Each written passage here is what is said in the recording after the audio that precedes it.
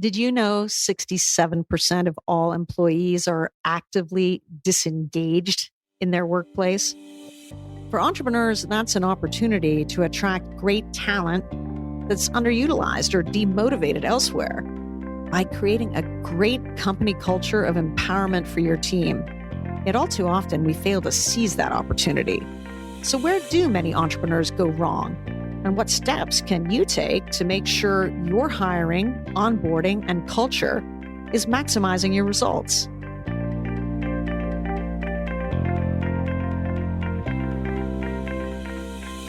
I'm Melinda Wittstock, and today on Wings of Inspired Business, we meet an inspiring entrepreneur who specializes in behavioral understanding to enhance company culture, boost employee engagement, and maximize team productivity and results. Laura Treonze is an executive coach and founder of LMT Consulting. She combines psychology with experiential coaching methods to help individuals and teams break through limiting beliefs to increase productivity and profit. Laura will be here in just a minute. First,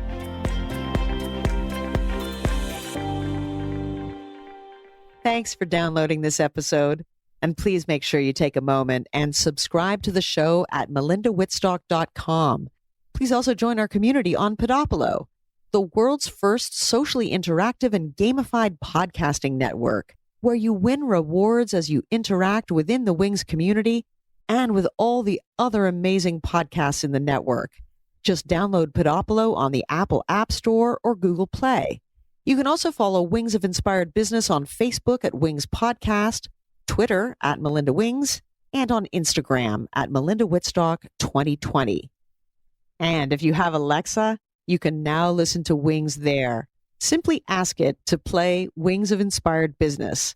And if you like what you're hearing, please review us on iTunes or wherever you get your podcasts. More episodes at melindawittstock.com.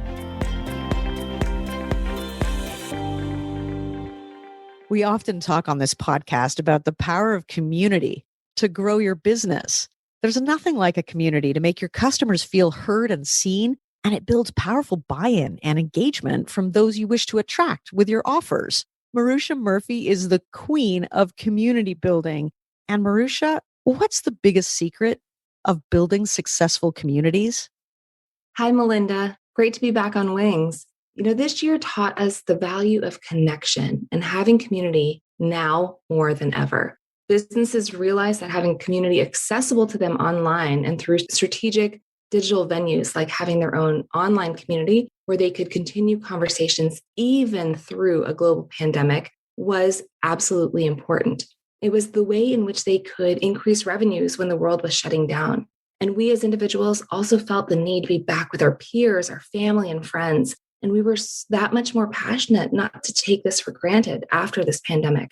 I believe that right now we're in an era, actually a renaissance of community, and really have now at this point in our lives the opportunity to grow communities faster and more powerfully than ever before.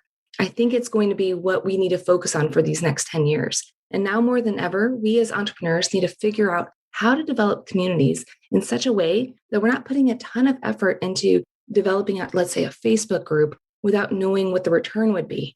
Everything matters. And so right now, I believe the biggest secret of successful and profitable communities is really laying out a strategic and connected plan to growing communities profitably. Because without having that blueprint to lead the way, 95% of online communities and Facebook groups will absolutely fail. And truthfully, I'm here to stop that nonsense because, in fact, there is a way to do it intentionally and profitably starting today.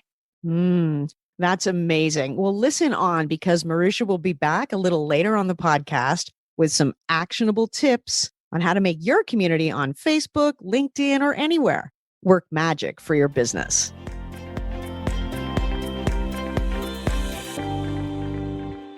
Okay, so you've made an important hire. Now what?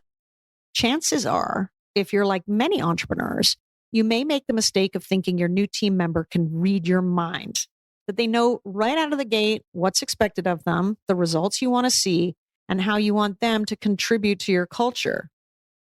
Here's the thing. They can't read your mind.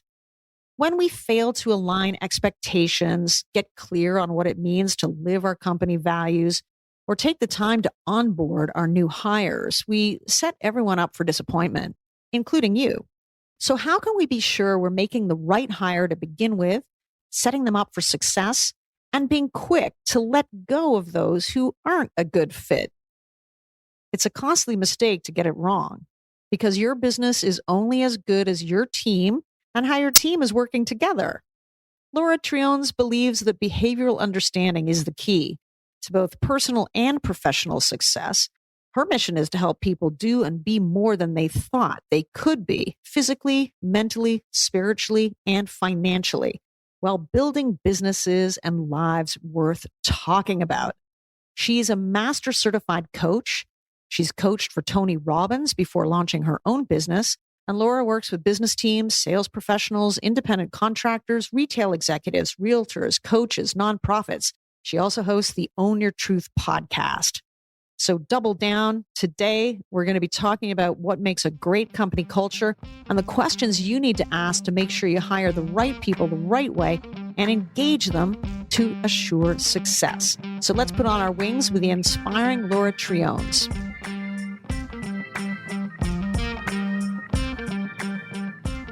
Laura, welcome to Wings. Thanks so much, Melinda. I'm so excited to be here. Me too, because company culture is such a predictor of success or failure as an entrepreneur. So true. Your ability to really build a great culture is what's going to attract great talent and allow that talent to do great things and build the valuation of your company. So how did you first get interested in understanding how to enhance company culture? Such a great question. So my path has sort of been all over the place. It started, I was working with a large real estate franchise. They used a particular assessment to help guide people into the part of real estate that best fit their behavioral style. So for some reason, and maybe this was my interest in psychology my entire life, I became fascinated with the assessment. And so what would happen is that people would take the assessment and then it would get stuck in a drawer somewhere and nobody would reference it again. Once I started becoming part of the leadership team, I would sit in on meetings and the broker would be frustrated that people would talk about these goals they had and then they wouldn't be doing what it took to reach their goals. So I started to say, give me their assessment. And I'd be looking at their assessment and I'd say this person, their greatest fear is rejection. They're not going to go for no. So it doesn't matter how much you train salespeople to go for no. If it's unnatural for them, they won't be able to sustain it long term. So this particular franchise actually had a really strong culture. So what I found was bringing this assessment to other people and companies. It started to just snowball and people be like, oh, wait, can you look at my assessment and help me build my business based on that? And from there, you extend from the individual into, a team and then a company culture. Right. So it's really what's intrinsic to the person is what they're going to do. Absolutely. A lot of it has to do with, who we are and how we naturally show up. You can adapt and train somebody only so far, and then their natural instincts are going to come out. Exactly. So matching those behaviors or in the intrinsic aspects of someone's personality or whatever to the task or what they're doing in a job or in any kind of position is as important or as if they're actually skilled in that or were trained in it. So what are they going to be doing day to day? How do you assess that in somebody? Well, through curiosity and questions. And, when we talk about company culture, a lot of companies talk about it like it's outside of them. Like, people will say that they have this company culture, but once you're in the company, that's not what they're living. And I find it's because we hire based on skill and fire based on attitude.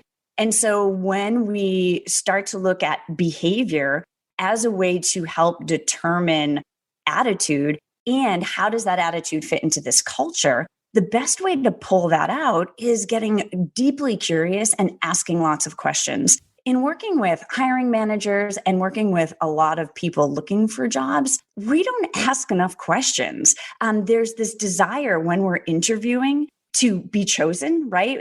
And both from the company, choose us, as well as the person interviewing for the position, choose me, when what we really need to be doing is looking for the right match. And that's where the assessment that I use really helps create the right questions to determine if it's the right match. So give me an example of a great question that somebody should be asking. I guess it's a little bit general because it depends on the job, obviously, but how to assess attitude.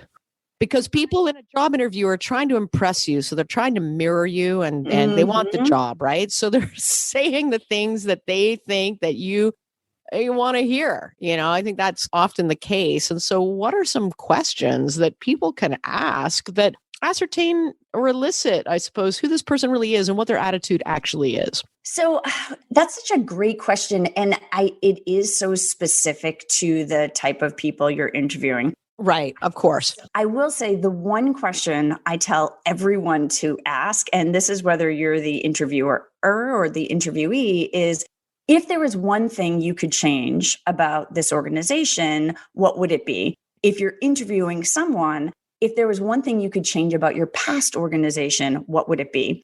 This is a really nice way to get people to talk about the problems that they see. And once people get talking, you can then start to ask more questions to figure out how did their attitude fit into the problems that they saw? And vice versa, how does the culture or attitude of the company fit into the problems that exist? So that's one question I tell every person who's, again, interviewing or as an interviewer, ask this question. It's going to lead you to a lot of good information. A lot of the big disconnect that happens for entrepreneurs, though, especially in startup companies, building scalable startup companies that need people with kind of the heart of an entrepreneur.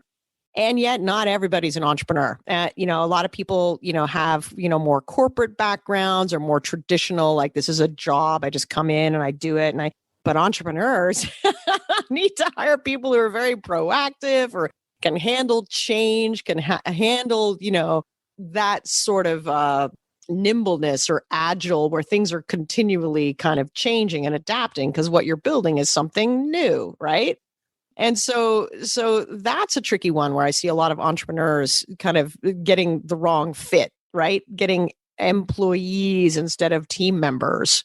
So that's such a great point. And I think that here's what I see is that when we're entrepreneurs, we actually do want people who are like us. The challenge with that in terms of, as you mentioned, being nimble and self-starters, here's the challenge is that when we look at different positions in a company, they actually require different behavioral styles. And so if I'm hiring someone for the accounting side of my business, I don't actually want them to be all that. No, you don't want them to be an entrepreneurial accountant. Exactly.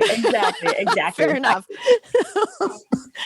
I have to say, I saw a documentary that someone had done on personality tests, and behavioral assessments are so misused in the marketplace. It actually hurts my soul. But that's where we use the assessment to ask the questions to find out if they're a fit, because you can have someone with a certain behavioral style on paper, but because of their experiences, they actually have more of that entrepreneurial spirit than you would see on paper. And so that's why you would never hire or fire based on some assessment. You really only use that as a way to get really curious and ask questions to find out if they're going to be the right fit for your organization.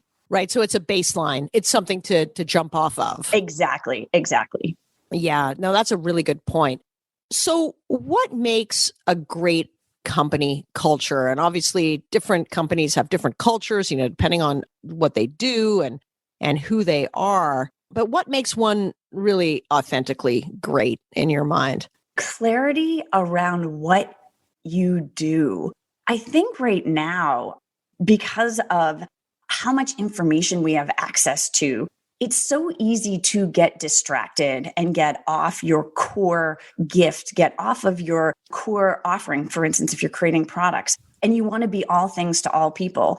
And here's the reality. when you try to be everything to everyone, you're nothing to everyone because there's no way to direct people to what you're great at. And you find this with retailers, you find this with startups, you find this in so many different places that there's this desire to be everything to everyone. And really, it's the demise of culture and companies. Yeah, this is true. I mean, this is a really good point in marketing and sales and whatnot as well. You have to kind of be, who you are. So that really requires the company, say from the founders and CEO through the executive positions, but also from the ground up to just really be united on that mission. And that's easier said than done. It's probably easier for a startup to do that because you're defining it kind of from day one. And yet it can be difficult to execute in practice. So let's talk about kind of a great startup company culture where say you know who you are, you know the problem you're solving, you know who you're solving it for. You've got that piece down, but then you're going through a period of, say, rapid hiring and making sure that everybody's on board or aligned with that mission or that culture or whatever. What are the common traps or pitfalls or mistakes people make in that kind of scenario when they're trying, they have an intention to build a great company culture? What I find is that because they're hiring so fast, they're being less particular about the attitude part, and they're hiring based on skill, right? So again, we're not asking those questions to find out if it's the right match. Also, when startups are sort of in that growth mode, they need people so quickly, they actually sacrifice the quality for quantity. And so it seems so contradictory to nature, but it is slow down. Make sure that you're hiring in a way that allows you to vet your new hires and train them as they come in, because that's another really big challenge right now. You see a third of new hires leaving after 3 months, most often because they're not getting the onboarding and training that they thought they would when they were hired. And so I think that, it's making sure that you're slowing down enough that you can really determine, is this the right fit, which means you're taking longer to hire.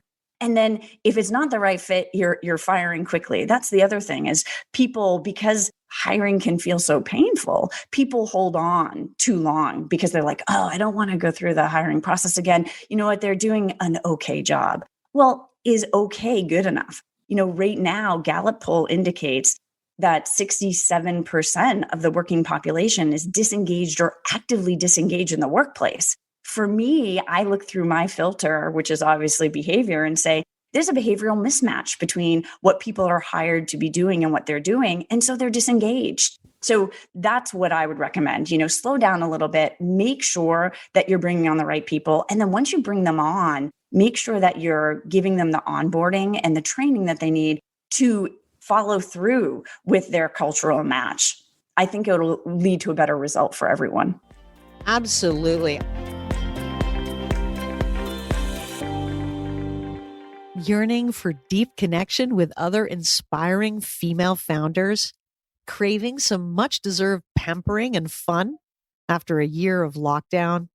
Desiring some actionable business ahas or life hacks for your health, wealth, and happiness? I have a special invitation for you today to join our curated community of top women entrepreneurs in pristine 5-star luxury in Costa Rica this October for rejuvenation and reconnection at the Wings Retreat. Learn more at wingsexperiences.com/apply. That's wingsexperiences.com/apply. Expect magic.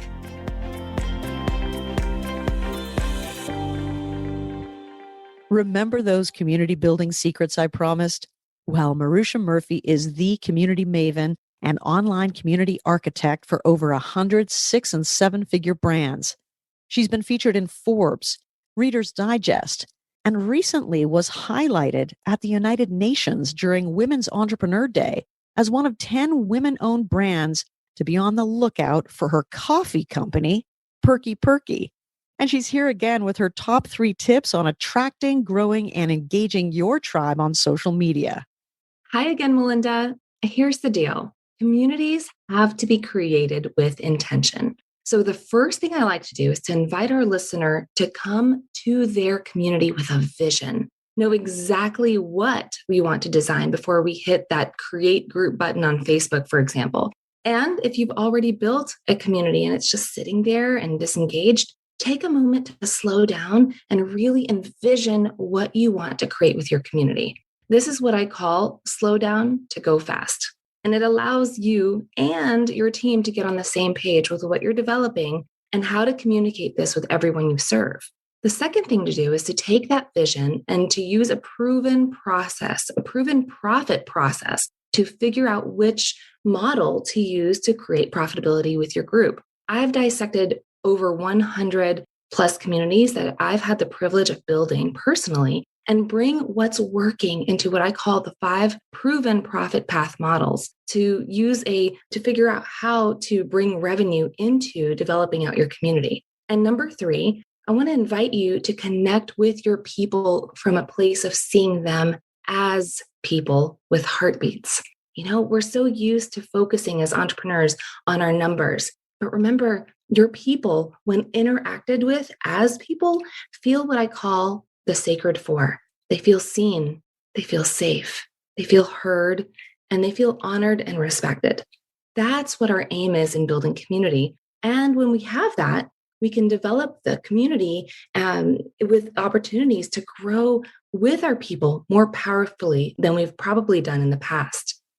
Ah, such good advice. You know, Marusha is working her community building magic with my interactive social podcasting platform, Podopolo. And honestly, you're not going to want to miss the opportunity to work with her too. Marusha has a special offer for you, so stay tuned. We've got all the details coming up. And we're back with Laura Treonze, CEO and founder of LMT Consulting and host of the Own Your Truth podcast. I think as a CEO, though, it's so important to just be really clear on mission and vision. And I was actually listening to a podcast a little while ago. It was interviewing the CEO of BuzzFeed. Mm-hmm. And he was just saying, look, I have to repeat myself over and over and over again. But the trick is sustaining that repetition without sounding bored. I'm going to say it again and again and again, right? I mean, that's so true because it takes a while for people to really internalize messages and understand how to translate culture into behavior. So say if you set out wanting to really walk your talk on your company culture, right? Mm-hmm.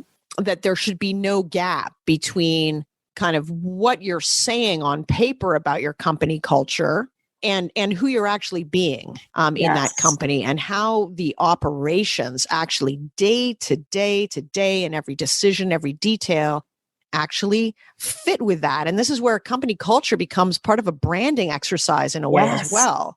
How to fit your company culture into your actual brand promise. I think the companies that do that really well are the ones that stand a chance of brand love because there's an authenticity right through the core of the organization. So what does it really take to do that? Because it's partly about the hiring and the onboarding like you're talking about. But what else? What's that magic?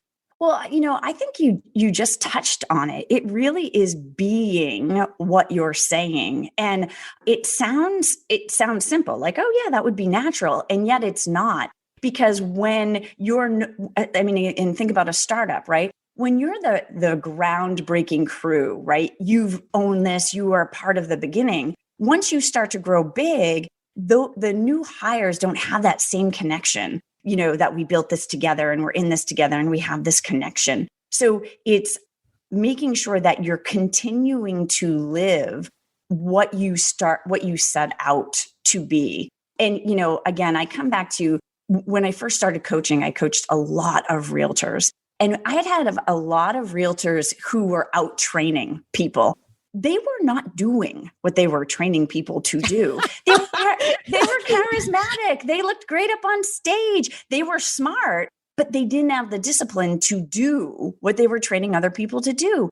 And I looked at that and I thought, that is just so out of alignment with how I want to exist. And really, I have to say, even, when I transitioned, I started off as a realtor, which is how I got introduced to coaching. It really wasn't until I left real estate that I really started to be what I wanted to be, because I was caught up in responding. I hadn't created a clear enough plan on what I wanted. So I was responding to everything around me. And I was like, oh, I can do that. Oh, I can do that. And I was miserable. And then once I left real estate, I really took the time to develop the plan to create what I wanted to be versus what I wanted to do. And so it's the same thing when you're talking about a company culture, and that everyone, starting with the leadership down to the person sweeping the floor, that you are being what you say you are doing. It is so important. And, to the point that you made earlier, it is about repetition. It's about repetition over and over and over. And yet when it feels right, when it's in alignment, it doesn't feel boring. It really feels like this is the way that I exist. So one of the things that I'm adamant about is I coach to who I am. And if that's not a match for people, that's okay. There's plenty of other coaches out there. But I'm going to coach to who I am, because that's going to provide my client with the best service. And that's going to allow me to show up as my best. So I'm not trying to fit into what other people need. Here's what I am. If it's a great fit, awesome. More companies need to follow that path. Really true. I mean, we go through an exercise at Podopolo where it's continually training and reminding people to, how do we put these into practice in our day-to-day lives? Are we being consistent? How do these become living, breathing things that just guide, like you said, like who we're being? And it's funny for me though, because I do feel like I'm repeating myself like a lot. But I mean, the ultimate goal and aspiration is for everybody at the company, no matter their position, to really be in alignment with those things. And so I find that in the hiring process, when you're really, really explicit about what those values are, you'll attract the people who have an affinity with those values. Other people will be repelled by them. Yes. So say if you say you're a radically transparent culture, or you're like, you believe in having lots of fun, or like, I don't know, whatever it is that you're saying, right? Right. That those aren't just words on a piece of paper, but how are they lived? And being really explicit about that, I guess, in the hiring process. Well, so let's go back a little bit in your career. You were a coach for Tony Robbins. So what did you take away and learn from that? Because I have a feeling there's a lot of mindset stuff involved in all of this. Oh my gosh. My experience with that organization is so amazing. So much of how I coach is influenced by the mindset piece. Where do I even begin? I said, even when I left the organization, because, as you grow as a coach, I just wanted to be able to select my own clients. At Robbins, you're taught, you learn to coach anyone, anywhere, at any time. And it's such an amazing gift. And you work with so many different people. So I think my greatest takeaway is staying resourceful so that you can work with lots of different people. And I think that helped me gain clarity on the type of client that I really wanted to concentrate my own business on. So who is your ideal client? Great question. So my ideal client is an individual who's at that director manager level, who's ready to get, and this is my individual client, who's ready to get to the next level, but has limiting beliefs about what it takes to get there. So they're ready to go to the C-suite, but they have mindset issues about what it's going to take to get there. I work with that particular client because once they get to the C-suite, then I have the opportunity to work with teams and organizations. And it really is amazing to be able to help people break that glass ceiling and get to that next level. So it's fun. It's a fun place to be. What's fascinating to me is the mindset also of a team, because you can put a lot of A players in a room together, or people who are really great and, really, really talented people, all with high IQs, say, but together their collective IQ could be very low. Yes. if they're not working well together. So talk to me a little bit about the team coaching that you do. How to make a really effective team, that team is working in a little bit like a hive mind, right? In flow together. Well, and this is where the assessment comes in so handy, because then when we start to look at behavior, it becomes less personal. And so we can start to look at the different behavioral styles of each person on a team and say, how does their behavior prevent or enhance communication with other team members? So that once you have that commonality, you create this rapport between team members where everybody sort of just relaxes, right? Ego goes out the window. Everybody's shoulders are like, oh, wait, okay, here's how we're different. Here's how we're the same. Oh, here's why we have this challenge when we work together. Here's why these two people work together more easily. It really is amazing. I had an opportunity to work with a company before COVID, and I went out to Nashville, and we had this team. Everybody was remote. This was even before COVID. The entire team, there was about 80 people, were remote. And we did the assessment. We did a group debrief. And people at the start, I always have people separate into their profiles. And they looked across the room at each other. They looked at people in their groups and they started laughing. They're like, oh, this makes total sense. And so there's just a depersonalization that happens once you see your behavior on paper, and then you learn how to use that behavior to work better with each other. That's super interesting. I mean, people, of course, have to be open to personal development. They have to be open to growth, right? To be able to really step into their power as executive leaders, as entrepreneurs, as even, successful team members. And so let's dig into the mindset a little bit about, especially in our economy right now, which is just all about, and not just entrepreneurs having to deal with this, but everybody. It's the acceptance of continual change. That's almost the only thing we can take for granted in a way, right? And that's really hard for people. A lot of people are just behavioral, like change is scary. And so what do you find when you're working with your clients around that ability to be continual learners, continually curious, and accepting of change? Well, so such a great point. So first, what I've found about using an assessment is that people, even people who are a little bit more leery of growth or personal development, that self-awareness has become such a key topic for people.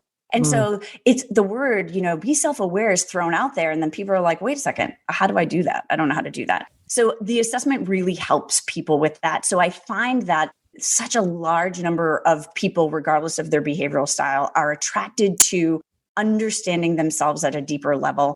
And that's where the assessment comes in. So that's the start to growth, right? The fact that there's an interest. And so then we start there. When you look at behaviorally, the majority of the population, to your point, resists change. However, the thing to keep in mind is that they don't resist change for resistance sake. They resist change because there are fears behind that.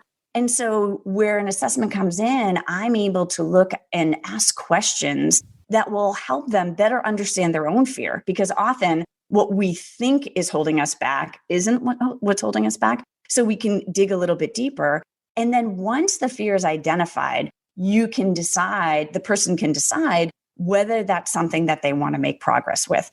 I always look at behavior, we don't change our behavior. We can adapt and we can come up with systems for success to work through behavioral setbacks. But we are who we are, and we are all a gift. And so in helping people work through change, I'm really looking at what would it take for you to be confident and comfortable taking the next step. That does not mean changing. We're coming all the way back to the beginning. We're breaking it down to the smallest part possible. And I'm asking, what would it take for you to be comfortable and confident in thinking about making a change? And then again, people are like, oh, I don't have to change? Oh, okay. Let me think about that. And then from there, you can start to create a plan. Absolutely right.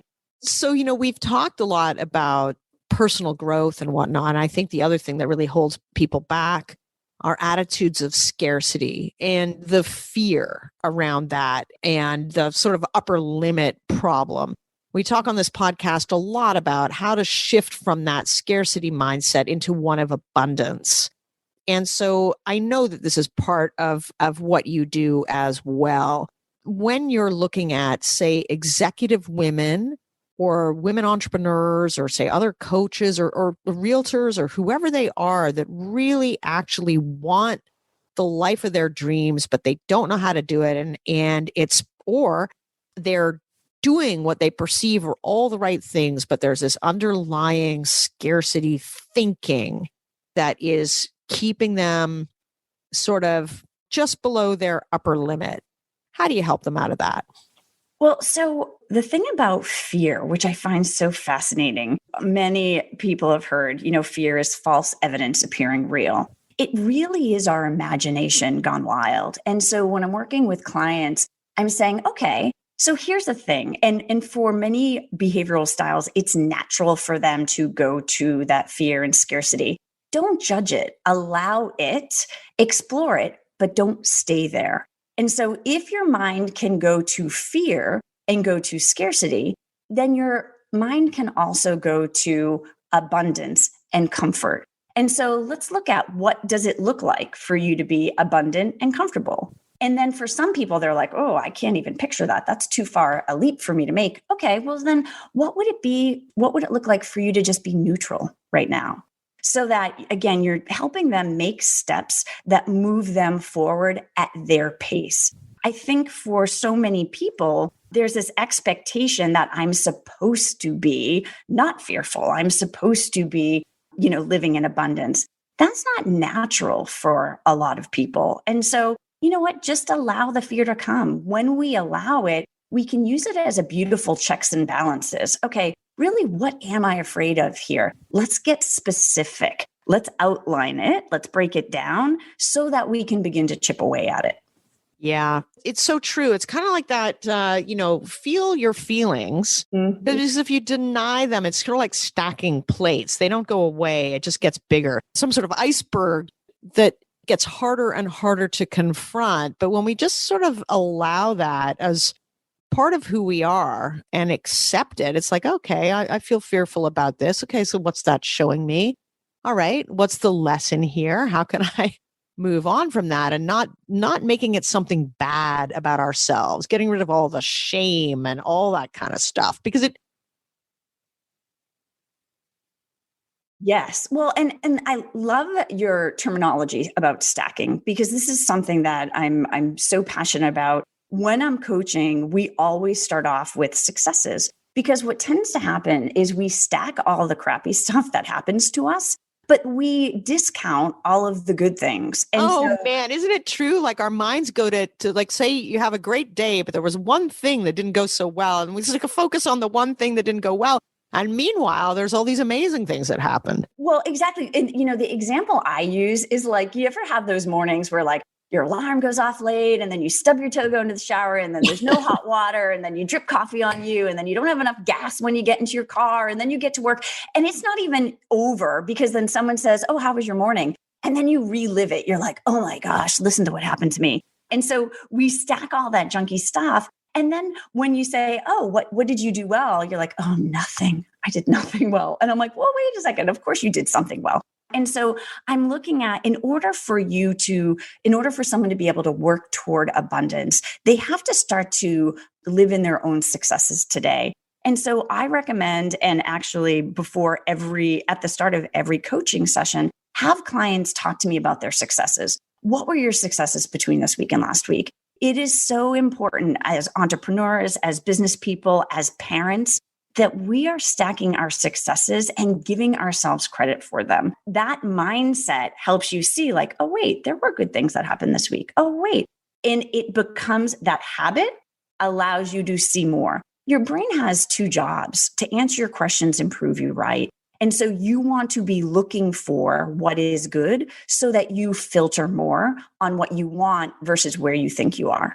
I love that. Actually, we've started in our Friday meetings to always go around at the beginning of our kind of Friday retrospectives, right?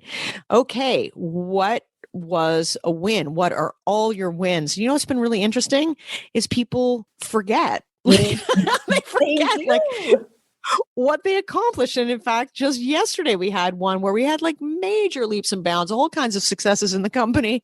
And like seriously, all of us struggled to remember just from Monday to Friday all the things we'd achieved. And there was such a long list. And like we were trying to think about it, and we ended up reminding each other. And like, so we're creating a culture where, you know, everybody is reminding everybody else of what they've done good. In fact, we have a thing called You Done Good. And we encourage people for calling other people out for something that they've done that was really great that they probably forgot they did.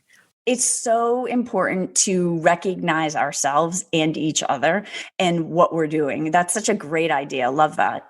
Yeah, it's so interesting as you like put these things together. So getting back to company culture, what are some of the challenges, I guess? Of course, you know, having gone through a year of the pandemic, a year plus, and companies now shifting perhaps permanently in some cases to remote or virtual work or some sort of hybrid, it can be a little bit harder to really build that great culture and keep that kind of personal connection between people and teams really working well. So how has that impacted your work and your clients, and what do you think the way forward is on that? Well, so, you know, I think that it'll be interesting to observe how culture is impacted by people continuing to work at home. Obviously, I see things through my filter and predict that it will not have a good impact on company culture. We have a need to be interacting with each other. And a lot of people are zoomed out, right? They've spent a year seeing each other online, and it's been helpful to have that. And yet there isn't that water cooler conversation. There isn't the walking by someone's office and seeing them in person.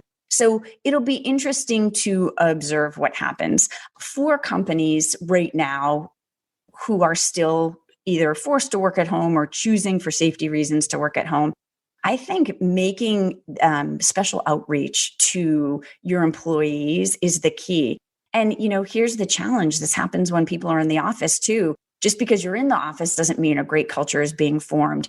People are being asked to do more with less. And so making sure that you are having those personal interactions and personal touches with your employees, you've got to take time to do that. When we look at the customer, if you are a manager managing anyone, your employee is your customer, right? And I don't think enough managers look at it that way. Most people, especially in large companies, look at, you know, whoever their external customer is. And I'm saying if you are a smart manager, you are looking at your employees as your customer and treating them accordingly. You know, employees are your best marketers. They're your best hire HR people. They're your best hire people, search firms, right? Bringing in new hires. I think that we underestimate the value of how we treat our employees when it really is the key to great companies. So Laura, I could talk to you for a long time about all this. This is so good. I want to make sure that people know how to find you and work with you. Thanks so much for asking. I have looked at the work that I've done with individuals and businesses and really thought, like, what is the common thread? And the common thread is this idea of living a purposeful life. As a result, I've created a website, purposeful-life.co, for people to go and really look at what is a purposeful life? How can we create it? There's a little survey there you can take to see